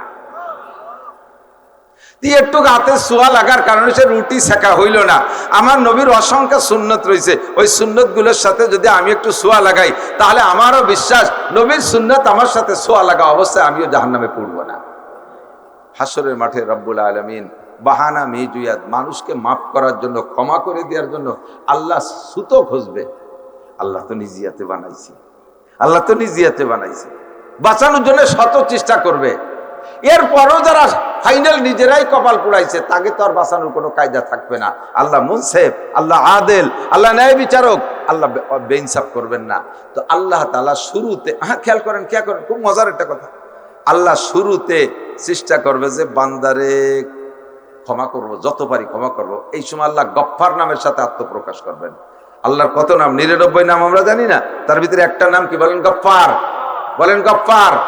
প্রত্যেক দিন আপনি গফুর আর গফফার নামের জিকির করেন, কিয়ামতে আল্লাহ পাক আপনার এই জিকিরের বদৌলতে আপনার সাথে গফফারের আচরণ করবেন ইনশাআল্লাহ। গফফার, ইয়া গফফার, ইয়া গফফার, ইয়া গফফার। মানুষের নাম যদি গফফার রাহে, তারে কিন্তু খালি গফফার করে ডাকলে কবিরা গুনাহ হবে। আব্দুল গফফার মানুষ হবে কি? যাদের নাম আব্দুল গফফার। কয়জনে আব্দুল কয়? খালি গফফার কয়, গফার গফার উত্তিতালে যায়, এ গফার গফার। আস্তাগফিরুল্লাহ, জোরে কর নাউজুবিল্লাহ। আব্দুল গফফার। তো গফফার নামের সাথে আত্মপ্রকাশ করে পাইকারি ধরে মাফ করতেছে। এ তোর নাম কি? আবু বকর, যা চলে যা, আবু বকরের সাথে ব্যস্ত যা। তোর নাম কি? ওমর, যা ওমরের সাথে চলে যা। কেউ কেউ কয় যে আল্লাহ তুমি খালি তো নাম দেহে দিয়ে ছাড়িয়ে দিচ্ছ, ওর প্যান্টে মুতির গন্ধ, ওর গালে গাজার গন্ধ, শুয়ে দাও। আল্লাহ কয় চুকার, এখন আমি মাফ করা শুরু করছি, এর প্রতি বাওয়াত দিবি না। তোর নাম কি? আলী, কে যা চলে যা, বেসতে যা। উসমান, যাও চলে যাও। তলহা, চলে যাও। জুবাইর, চলে যাও। হাসান, চলে যাও। হুসাইন, চলে যাও। এমনি নামে নামে শুধু বাহানায় একটুক ছোঁয়া পাইলেই মাফ করে দিচ্ছে, সব জান্নাতি হয়ে যাচ্ছে। এরকম রহমাতে হক বাহানা মিজিয়ে এভাবে মাফ করতে করতে করতে করতে লাস্টে যাইয়া দুইজন ঠেয়ে গেছে। সেই দুইজনকে ডাকছে, এদিকে। ওই দুইজন কয়ে তোকে আমল নামা দেখা। কয় আল্লাহ, ও দেখিয়ে লাভ নাই। তুমি গফফার নামের ওসিলায় যে পাইকারি মাফ করতেছো, এই সাথে তো ছাড়িয়ে দিলি জাতি পারবানি। আমল নামা দেখতে গেলি আর আমাকে পারো, আর কোনো কায়দা নেই। কয় যে একেবারে অত আল্লাহ করলে হবে না, দেখা আমল নামা দেখা। কয় যে দেখবা কি, আমি তো কইতেছি নামাজ পড়ি নেই, রোজা রাখি নেই, হজ করি নেই, জাকাত দিই নেই, টুপি করি নেই, ফরজ করি নেই, ওয়াজিব করি নেই, সুন্নাত করি নেই, শুয়োর খাইছি, কুত্তো খাইছি, জিনা করছি, ব্যভিচার করছি, জারি যাত্রা, করসা, গাজির গান, গুণ যাত্রা, বেড়া, ক্যাডান্স, কারিতাস, বিহার ডিবি, স্বনির্ভর, জাগরণী চক্র, আশা, প্রশিকার, দেশের যা ছিল কোনোটা বাদ দিইনি। সুদ খাইছি, ঘুষ খাইছি, জিনা করছি, ব্যভিচার করছি, উলাকান্দি গেছি, ঠাউর বাড়ি গেছি, দুর্গা পূজা, কালী পূজা, সরস্বতী পূজা, লক্ষ্মী পূজা, আইল ঠেলা, জাল দলিল, মিথ্যে সাক্ষী, মিথ্যে মামলা, সব করছি। লাস্টের শেষ কাজেতে এই লুটে ফুটে আর এক বাড়িতে সব নিয়ে আইছি। কোনো দিন আষাঢ় খাইও পশ্চিম দিক পড়ি নেই। শুধুমাত্র একদিন ওই নাসির মৌলানা ওয়াজ করতে আসছিল, ওনার সাথে লা ইলাহা ইল্লাল্লাহ মুহাম্মদ রাসূলুল্লাহ এই কথাটা বুঝে শুনে পড়িয়েই বিশ্বাস করেছিলাম, আর কিচ্ছু করিনি। আল্লাহ কয় অত আল্লাহ ভালো না, আল্লাহ আল্লাহতে মাফ করতেছে তাই বলি অত আল্লাহ দৌড়ে দুজকে জাহান্নামে যা কইলেই একজন দৌড় মারছে, আর একজন না দৌড়ে দাঁড়ায় রয়েছে। যেটা জাহান্নামের দিকে দৌড় মারছে, ফেরেশতাকে আল্লাহ ওদের আগে ধর, ওরে ঠ্যাক, যদি ল্যাব দিয়ে পড়িয়ে যায় তা তো একটা সেকলিও লাগবে না, ওরে ডাকবে। এই দুনিয়ায় তুই তো যা কাম করছিস নিজেই করলি, জাহান্নাম কি জিনিস শুনিস নেই? বলে হ্যাঁ শুনছি তো। তা কোয়ার সাত সাত যে দৌড় দিলি, জাহান্নাম কি শ্বশুর বাড়ি? ও কি সোনার গাঁও হোটেল? দৌড় দিলি? আল্লাহ জাহান্নামের দিকে দৌড় দিছি একটা আশায়, যে দুনিয়ায় তোমার একটা হুকুমও পালন করি নাই, যদি এই হাসরের মাঠে লাস্টের হুকুমটা পালন করি তোমার হয়তো দয়া হতে পারে। এই জন্য দেরি না হইয়া তোমার হুকুম পালনে, তোমার রহমতের আশায় হুকুম পালনের জন্য দৌড় মারছি। আল্লাহ বলবেন, ফেরেশতারা বাদদিল সাইয়্যাতি হাসানাত, আমার বান্দা যখন শেষ বেলা আমার রহমতের আশা করছে, তার জীবনের সমস্ত গুনাহগুলোকে নেকি দ্বারা পাল্টায় দাও, দাও সব গুনাহ পাল্টায় দাও। ওয়াদখিলহুল জান্নাহ, আর ওরা ভেস্তে দিয়ে দাও। খেয়াল করেন, আল্লাহ মিথ্যে কথা না, হাদিসের লম্বা হাদিসের ইবারতের তর্জমা আমি বলতেছি। এরপরে ওইটা তো পার হয়ে গেছে, কি কইয়া আল্লাহর হুকুম পালন করে দুইজনেই কইছে দোজকে যাতা, একটা তো হুকুম পালন করলো, আর একটা দাঁড়ায় রয়েছে, তাহলে ও দুনিয়াও মানে নাই, ও জায়গাও মানলো না, ও কি করবে? এই শয়তান গাইরিও গাড়বে, হা দুনিয়ায়ও একটা কথা মানিস নেই, আর এখানে এই জায়গায় এসে কলাম যে দা দোজকে যা, সে জায়গা গাড়বে করে দাঁড়াইছে, এত গেল নেকা। কয় যে আল্লাহ আমি তোমার রহমতের আশায় দাঁড়ায় রয়েছি, যে একবার কইছো যা, আর একবার কওনি কি যে যাওয়া লাগবে না, একবার কইছো যা, আর একবার কওনি কি যে যাওয়া লাগবে না, সেই আশায় বসে রয়েছে।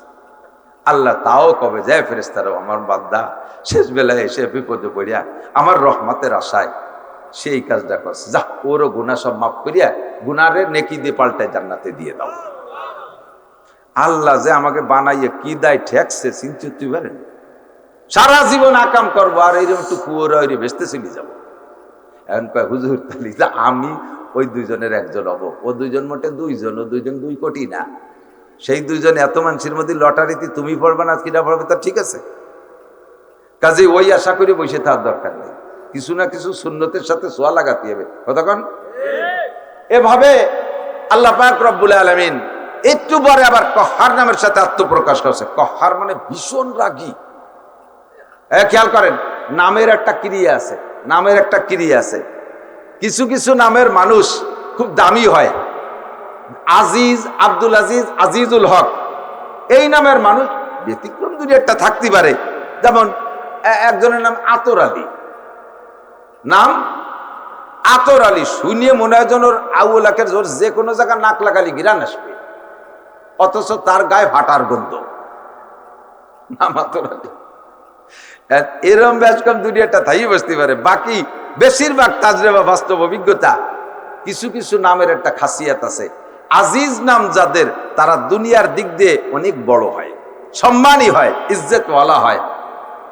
শাইখুল হাদিস আল্লামা আজিজুল হক, তারপরে বাংলাদেশের তবলিগ জামাতের প্রথম আমির হযরত মাওলানা আব্দুল আজিজ সাহেব, হযরত মাওলানা আব্দুল আজিজ সাহেব। হাটাজারি মাদ্রাসার প্রতিষ্ঠাতা হযরত মাওলানা আব্দুল আজিজ সাহেব। এইরকম আজিজ নামে বহু আছে। কিছু কিছু নামের ফজিলত আর বরকত আছে। একটা ছেলে মজনু, এর মজনু নাম রেখে আমাকে দিক, আসলে হলো মজনুন। মজনুন মানে পাগল। দেখবেন যে জাগে নাম মজনু, ওই পাগলামি হারে। আমাকে ছাত্রবেলা একটা ছেলে ছিল ওইরকম মজনু নাম, ওরে জ্বালা জ্বালায় সে মানে অস্থির হয়ে গেছে। পরে হুজুরে তার নাম পাল্টায় দিচ্ছে, তোর এই নাম হবে না, তোর নাম ইমদাদ। পরে নাম পাল্টানোর পরে আস্তে আস্তে খুব ভালো হয়ে গেছে। তো কিছু কিছু নামের খাসিয়াত আছে।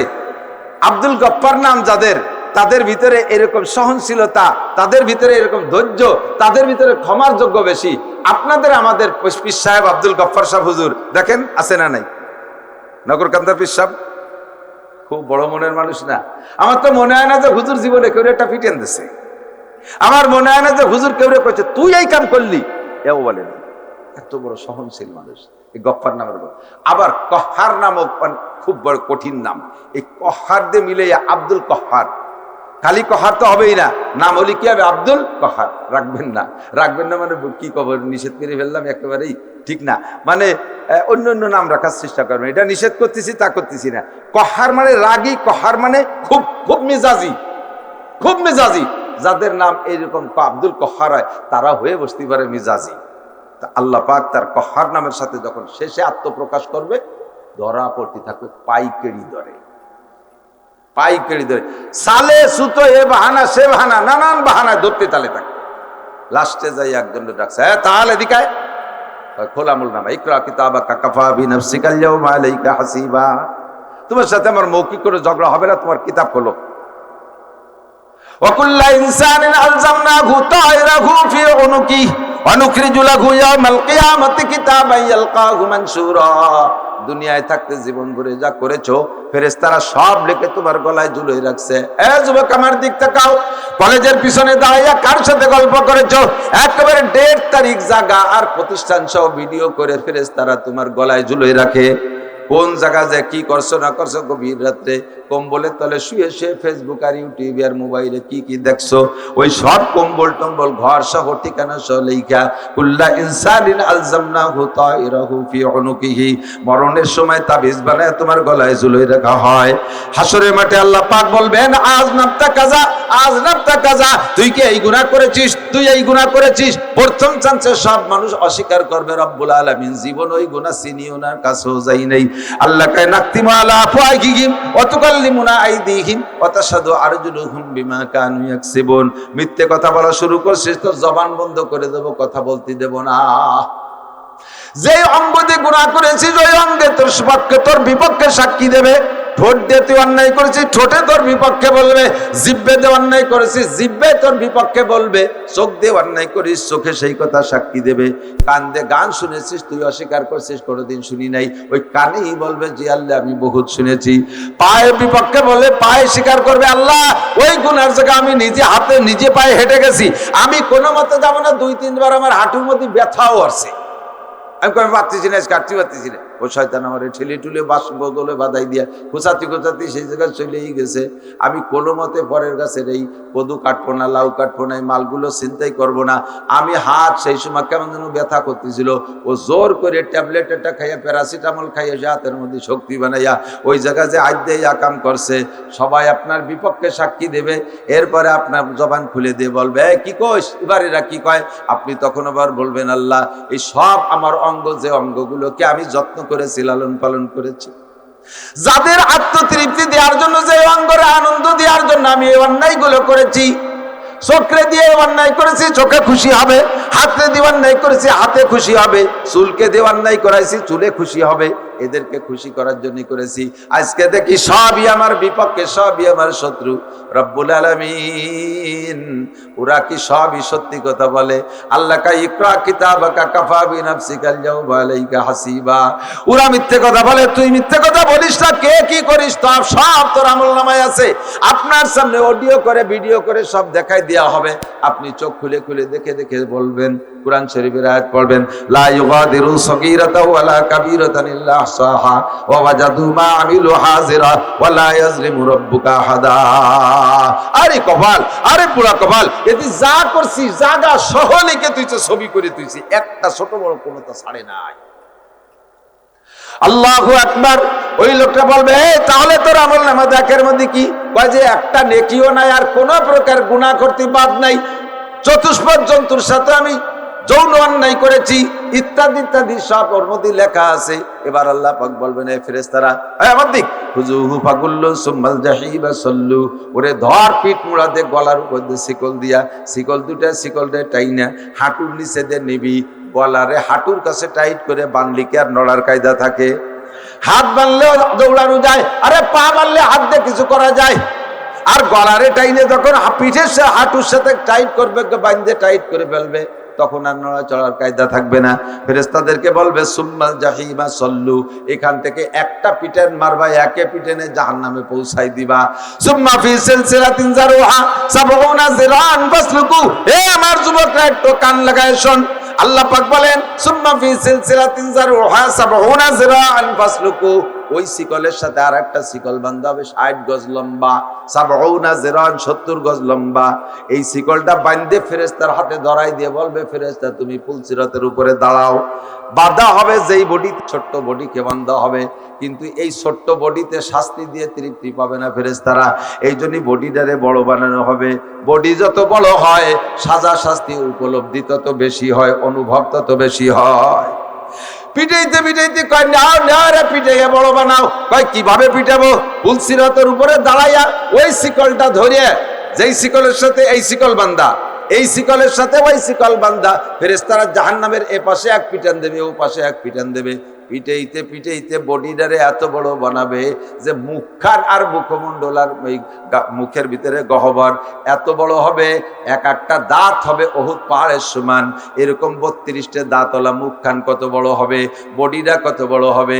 এই পাশে এই কাঁধের থেকে এই কাঁধ পর্যন্ত, এই কাঁধের থেকে এই কাঁধ পর্যন্ত 500 গজের বেশি বলা হয় 500 গজ। কেউ কেউ বলে না, একটা শহর মদিনায় দুইটা শহরের নাম বলা হয়েছে। এই দুইটা দেশ, এই দেশ থেকে ওই দেশ পর্যন্ত, শাম থেকে সিরিয়া পর্যন্ত যত দূর, এক একজন মানুষের বডির এই চওড়াই অত বড় হবে। গায়ের চামড়া 70 গজ পুরু হবে, এত বড় বানায়। তারপরে বলবে সুম্মা ফি সিলসাকুজুহু ফাগুল্লু সুম্মাল জাহিমা সল্লু। ওখান থেকে জাহান্নামের তলদেশে ফিকে মার মার। এভাবে ওই লোকটারে যখন ধরে টান শুরু হবে, মনে আছে কোন লোকটা, লাস্টের লোকটা, এরে যখন টান শুরু করবে, বিশ্বনবী মুহাম্মদুর রাসূলুল্লাহ আল্লাহ পাকের পাশে বসা। নবী পাক তো দেখছেন ওইটা আমার উম্মত, কলেমা পড়া উম্মত, তার মধ্যে শুধু কলেমা আছে লা ইলাহা ইল্লাল্লাহ মুহাম্মাদুর রাসূলুল্লাহ। এই কলেমাটা তার মধ্যে আছে, কিন্তু আর কোনো আমল নাই। হুজুরের মনে চাইতেছে কমপক্ষে মুহাম্মাদুর রাসূলুল্লাহ আর লা ইলাহা ইল্লাল্লাহ বলছে, ওরে কোনো না কোনো ভাবে দেখি বাঁচানো যায় নাকি, কিন্তু কোনো উপায় খুঁজে পাই নাই। ফেরেশতারা টেনে নিয়ে যাচ্ছে, আচানক নজর করে দেখে মুখে এক গাল লম্বা দাড়ি, সুন্নতি দাড়ি। এই লোকটা যে দাড়ি রাখছে, এর মুখে দাড়ি, এ কিন্তু আবার সুন্নতের নিয়তে রাখে নাই। যে কোনো আমল করে নাই আর কোনো বদ আমল ছাড়ে নাই, ও কি দাড়ি রাখছে সুন্নতের নিয়তে? ও দাড়ি কাটতে পয়সা লাগে, সেই কিরবিন বানাই কাটি নেই, পয়সা বাঁচানোর খাতিরে কাটি নেই, সেই দাড়ি ওর কাজে লেগে গেছে। এবার হুজুর ও দাড়ির দিক দেখিয়া কয় আল্লাহ রব্বুল আলামিন ডাক দিছে যখন আল্লাহ পাককে, আল্লাহ পাক ফেরেশতাদেরকে বলে, হে ফেরেশতারা দাঁড়াও, আমার বন্ধু যেন কি পাইছে। কয় আল্লাহ, বান্দা তোমার দোজক, তোমার নাফরমানি করছে, তোমার নাফরমানি করেছে বান্দা, তোমার জাহান্নাম, তোমার অর্ডারও তোমার বান্দারে তোমার জাহান্নামে দিবা, আমারও জায়গা হস্তক্ষেপ করার কোনো উপায় নাই। তবে আল্লাহ, তোমার বান্দার মুখে আমার সুন্নতি দাড়ি, তোমার বান্দারে তুমি দোজকে দিবা না, যে জায়গা দিবা দাও, কিন্তু আমার দাড়ি যেন আগুনের মধ্যে না যায়, আমার সুন্নত যেন আগুনে না লাগে, আমার সুন্নতের সাথে যেন আগুন স্পর্শ না করে। কাজেই কি করব? তাইকে তুমি তোমার বান্দার মুখের থেকে আমার সুন্নতি দাড়ি কটা খুলে উপরে রাখতে হবে। বান্দা তোমার দোজকে দাও, দাড়ি আমার সুন্নত, সেই কারণে দাড়ি রাখছে, ওই দাড়ি যেন আগুনে না যায়। আল্লাহ কয় তাহলে বান্দাতে দাড়ি খসাবো কি এরিয়া? আল্লাহ পারবে না, তা না, কেটে বেলিত হয়ে গেল। কয় দোস্ত, দাড়িরে যদি তার মুখের থেকে খুলে ফেলার হয়, তাহলে তুমি মিথ্যেবাদী হয়ে যাবা। কি মিথ্যেবাদী হব? তুমি দুনিয়ায় উম্মতরে বলেছিলে তামুতুনা কামা তাহয়াউন ওয়া তুহশারুনা কামা তামুতুন, তোমার জীবন যাপন যেমন হবে তোমার মরণটা তেমন হবে, আর মরণটা যে ফিগারে হবে হাসরও সেই চেহারায় হবে। কাজেই এই কথা ভিত্তিতে আমার বান্দা তোমার উম্মত ও দুনিয়ায় থাকতে দাড়িওয়ালা জীবন যাপন করছে, দাড়ি নিয়েই মরছে, হাসরও তার দাড়ি অবস্থা হবে। এখন যদি তার দাড়ি খুলে ফেলালে হয়, তাহলে তুমি মিথ্যেবাদী হয়ে যাবা। নবী পাক এবার আরো শক্ত হয়েছে সুযোগ পেয়ে, তাহলে কোনো মতেও যদি আমার দাড়ি জাহান্নামের আগুনের মধ্যে না দেখি, আল্লাহ পাক বলবে, রে ফেরেশতারা, দাড়ি এক জায়গায়, দাড়িওয়ালা আর এক জায়গায়, এভাবে তো ভাগ করা যায় না। ঠিক আছে, দাড়ির খাতিরে বাদ দিলছে ইয়াতি হাসানাত, দাড়ির খাতিরে আমার দোস্তর কথার ভাবে বুঝতেছি, এখনো বলে না যে ওরে জাহান্নাম থেকে নাজাত দাও, সে খালি তার দাড়িরে নিয়ে বাসায় যাইতে চাইতেছে। কাজেই তার দাড়ির বদৌলতে আমার দোস্তের মনে চাহিদা তামান্না পূরণার্থে ওর জীবনে সব গুনাহ নেকি দ্বারা পাল্টাইয়া তারে জান্নাতে দিয়ে দাও। বলতে চাইছি, নবী পাকের সুন্নাত, গায়ের ছোঁয়া লাগলে যদি আগুনের জন্য স্পর্শ করা হারাম হয়, নবীর সুন্নতের সাথে আমার আপনার ছোঁয়া থাকলে আমার গায়ের জন্য আগুন, জাহান্নামের আগুন হারাম হয়ে যাবে। আল্লাহ পাক আমাদের বুঝার আমল করা তৌফিক দান করে, সবাই বলে আমিন। মাহফিলের খরচ আপনার আগের থেকে কালেকশন করবেন। সবাই ওয়াজ করতে এসে ডেলি ওয়াজ শুনতে আসলে টাকা দিতে এলে চাইতে এরা বলবে যার জীবনে ওই কামের মধ্যে যাবো না, 1 টাকাও কেউ দেবেন না, নিরিবিলি অসুবিধা। 200 করে টাকা দিয়ে দেবেন, 1 টাকা দিতে নিষেধ করছি। একটু পিঁয়াজ রসুন তো বেঁচেন আল্লাহর মতে, তো দাম তো সব তারই ভালো আছে, পাটেরও দাম ভালো আছে। খুব কষ্ট হয়ে যাচ্ছে, বুক ব্যথা করতেছে। আল্লাহ, আমি যে আয়াত পড়ছি খেয়াল করেন, এখন ওয়াজের কাছে জানি আর একটু বলবো, আর 10 মিনিট বলবো। কষ্ট হচ্ছে আপনাদের?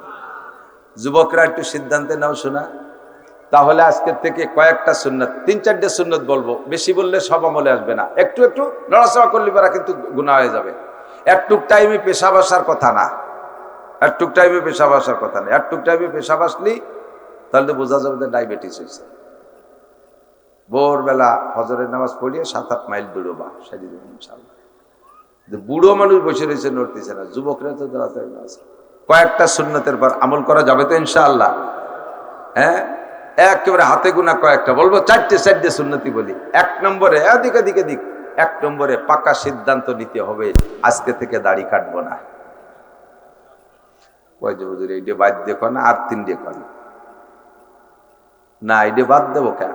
দস্তারখান তো কিয়ামতে আতৈরে নিয়ে উঠবো না, মেশাকও আতৈরে নিয়ে উঠবো না, আর যে কটা কইতে চাচ্ছি, কিন্তু দাড়ি তো মুখের সাথে লাগানো থাকতো। এটি তো দেখেই প্রথম চান্সে চেনবে মুসলমান দাড়ি দেখে, ঠিক না? কয় যে মুসলমানের দাড়ি আছে, হিন্দুকে আছে না? আরে আছে তো, হিন্দুকে দাড়ি আর মুসলমানের দাড়ি এক দাড়ি না। তাকে দাড়ির সাথে এবার মোজ দিয়ে এরকম গুঁড়োই ফেলাইছে, ঠিক না? মোজ এমন রাখা রাখছে যে চা খাওয়ার হুটোটাও রাখে নাই। চা খাতি এলেও মোসরে মুসরে ধরে তলে কাপড় হয়ে যায়। মুসলমানের দাড়ি হলো কচ্ছসারে বাবা ফুল্লোহা, মোসরে ছোট করে দাড়ি রে বড় করে, এটা হলো মুসলমানের সুন্নতে দাড়ি। আপনার সম্মান বাড়বে। দাড়ি রাখতে কষ্ট না কাটতে কষ্ট? বোঝা নাই? দাড়ি রাখতে কষ্ট না কাটতে কষ্ট? সত্যি কথা কোন তো, রাখতে কষ্ট না কাটতে কষ্ট? অবশ্যই কাটতে কষ্ট, অবশ্যই কাটতে কষ্ট। রাখছি তো রাখা হয়ে গেছে, এর মধ্যে কোনো ব্যথা বুথ আছে নাকি? কোনো ঝামেলা নেই।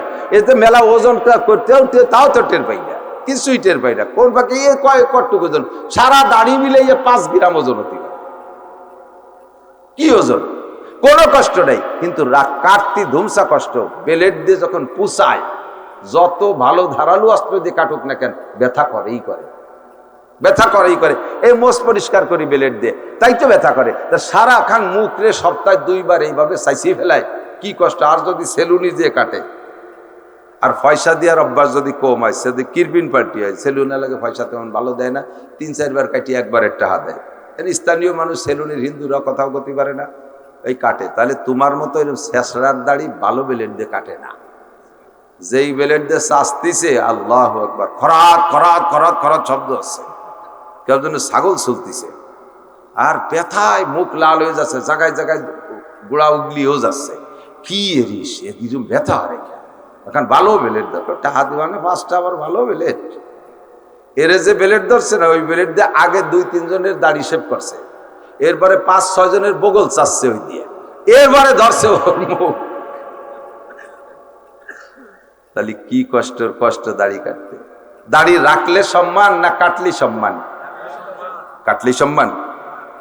কাটাওয়ালা বয়স 50 আর রাখাওয়ালার বয়স 25, 2 জন একসাথে যাইয়েন তো কোনো দোকানপাট কোনো জায়গায়, কারে কৃষি বস্তি দেয়। কাটাওয়ালারে কয়, ছেলে পেলে নামি দাঁড়াও, পোলাপান সরি দাঁড়া, তার বয়স 50। আর যে দাড়ি রাখছে 25 বছর, এরকম দাড়ি, কাকা আপনি চেয়ারে বসেন। জায়গায় বসাইয়া মান আর অপমান, কথা কোন ঠিক না?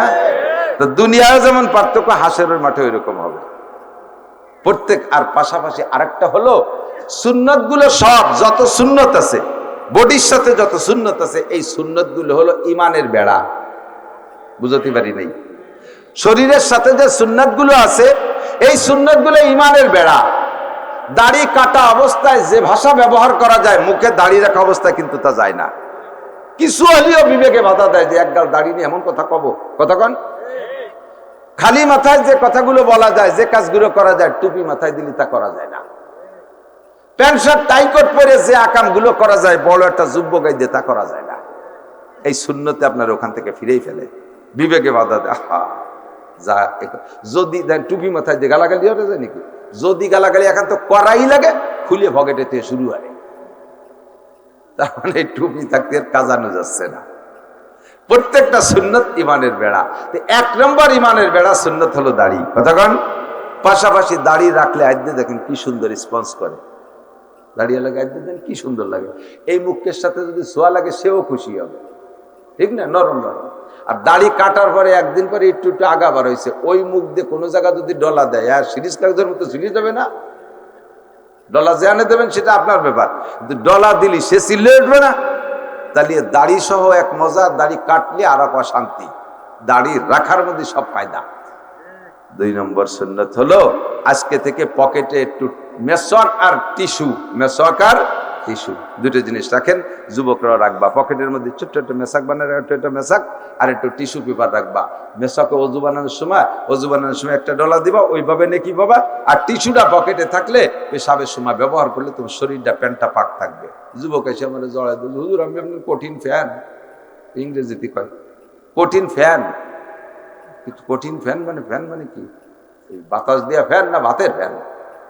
ফ্যান মানে হলো ভক্ত, ফ্যান মানে ভক্ত। তো এত ভক্ত, তো আজান দেশে চল নামাজ পড়ি আসি।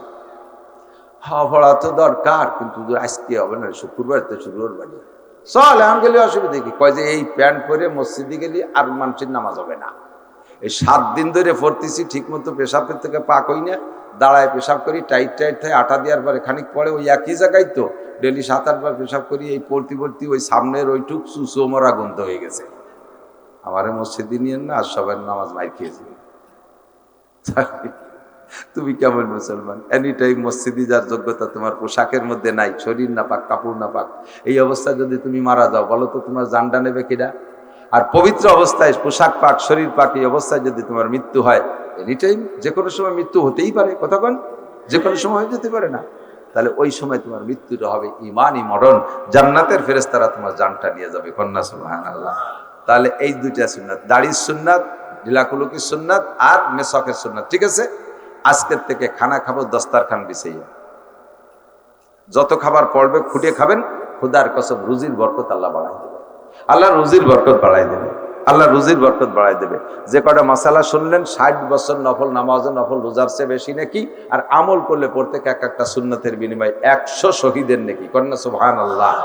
আমি আপনাদের অল্পক্ষণের ভিতরে কথাগুলো জানতেন না তা না, জানা ছিল, কিন্তু আলোচনা না থাকার কারণে আমলের ভিতরে দুর্বলতা আসে, অলসতা এসে যায়। আজকে একটু শুনলেন, ভিতরে একটা স্পৃহা জাগছে না, সবাই না হলেও কমপক্ষে 50 জন মানুষ হলেও তো আমল করবে, কথা বলেন ঠিক না? এরপর আপনি আমল করবেন, তাহলে কত নেকি এখানে হয়েছে, কত নেকির এটা নেকির কারখানা বনে গেছে। এইটা আমরা ইনকামটা পাইলাম, করতে পারলাম কিভাবে? আল্লাহর রহমতে উলামায়ে কেরাম পরিষদের পক্ষ থেকে, মসজিদের পক্ষ থেকে এই মাহফিলের ইন্তজামটা করছে বিদায় আমরা তাআবানু আলাল বিররি ওয়াত তাকওয়া ওয়ালা তাআবানু আলাল ইসমি ওয়াল উদওয়ান। আল্লাহ পাক বলেন তোমরা একে অপরকে ভালো কাজে সাহায্য করো। দুর্গা পূজা, সরস্বতী পূজা, কালী পূজা, লক্ষ্মী পূজায় সাহায্য করো না। জারি যাত্রা করো, গাজীর গান গুণযাত্রায় সাহায্য করো না।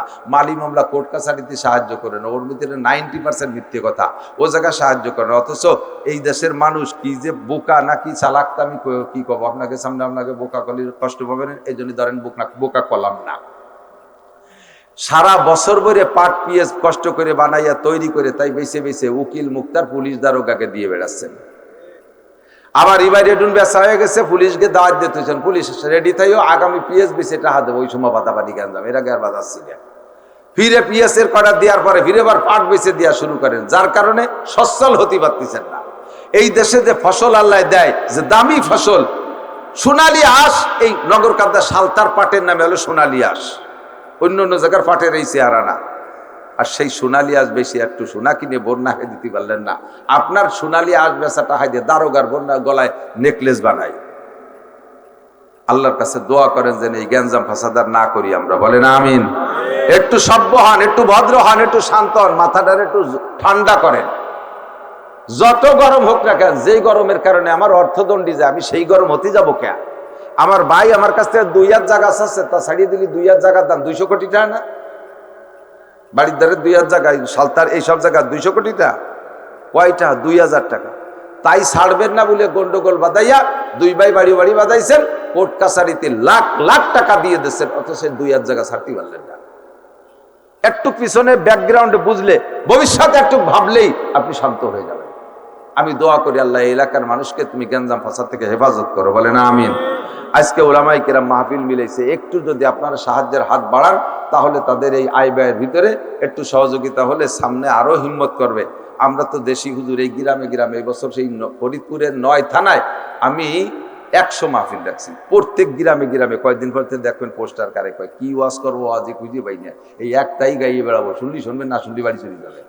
এত ওয়াজ কয়তে বাবা, হ্যাঁ এত এত বিষয় আছে কয়তে, এই যা কইছি এরপরে আর কি আছে কয়ার মতো কন দিদি, এর পরের বক্তারাই তো ওয়াজ খুঁজে পাবে না। তো বাহারহাল মোহাব্বত আছে, ভালোবাসা আছে। আমি সালতার থেকে পিএস কালেকশন করে নিছি এক মসজিদে, সেই পিএস আমার মাদ্রাসার বোর্ডিংয়ে সারা বছর খাবে, বেশি নেই, সব রেখে দিছি সিলিংয়ের উপরে। আপনাদের পদ্ধতিতে সালতার মানুষ আছে তো আমার মাদ্রাসায়, সালতার মাওলানা আব্দুর রহমান, আমার ড্রাইভার এটা হাফেজ সেলিম, তারপরে যে আমার ছাত্র আছে এটা আরিফ বিল্লাহ, আরও আছে সালতার অনেক ছেলেরা আমার মাদ্রাসায় পড়ে। তা আপনাদের এলাকায় আল্লাহ সুন্দর ফসল দেয়, ফসলটারে আপনারাও কাজ এলাকার নিজেরাও যাতে খাইতে পারেন, দালান কোঠা ঘরবাড়ি বানান, ফসল বেশি হজে উমরায় যাইতে পারেন। আর এই মাহফিলের ইন্তজামের জন্য একটু সহযোগিতা, একেবারে নগদ, এটা বাকি বুকি লেখালেখি নেই, পকেটে 1000 টাকার একটা নোট থাকলে একটু মহব্বতের সাথে পাঠায় দেন, 500 টাকার নোট থাকলে একটু দিয়ে নিয়ে